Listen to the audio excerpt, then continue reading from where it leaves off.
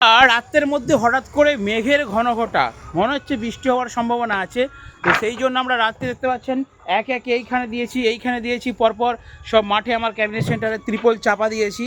আর বাটামগুলো এদিক ওদিক ছিল, দেখুন কত বাটাম আছে এখানে দেখতে পাচ্ছেন, পুরো 2 2 1 1 1.5 1, ঠিক আছে। ওইখান থেকে দেখুন বোয়া চলছে, ওই দেখুন ওইখান থেকে সব মনসাদা বয়ে দাও তাড়াতাড়ি, এক্ষুনি ঝড় উঠতে পারে।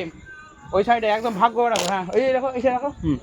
তো দেখতে পাচ্ছেন নিজে দাঁড়িয়ে থেকে বাটামগুলোকে গোছ করে নিচ্ছি। আর মিস্ত্রি ভাইকে ওই যে বললাম, সায়ন ভাইকে যে টোটাল জিনিসপত্র গুছিয়ে না, কারণ রাতের মধ্যে কিন্তু বৃষ্টি হওয়ার সম্ভাবনা আছে। তো যাই হোক, কাদেরও যদি ওখানে বৃষ্টি হয়ে থাকে অবশ্যই ভিডিওর কমেন্ট সেকশনে একটু কমেন্ট করে আমাকে জানাও।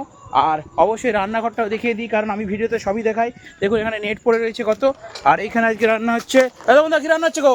আজকে মাংস হচ্ছে। হয় সব বরাস করেছে আবার চিকেন। হ্যাঁ চিকেন হচ্ছে, বন্ধুদেরকে দেখাও একটু। রাত্রিবেলা চিকেন হচ্ছে, দিনের বেলা আলু ভাতে ভাত খেয়েছি, তাই রাত্রিবেলা চিকেন খাচ্ছি। আরে বাবা, আমাদের সেই প্রায় ছাড় দিয়েই রান্না হচ্ছে।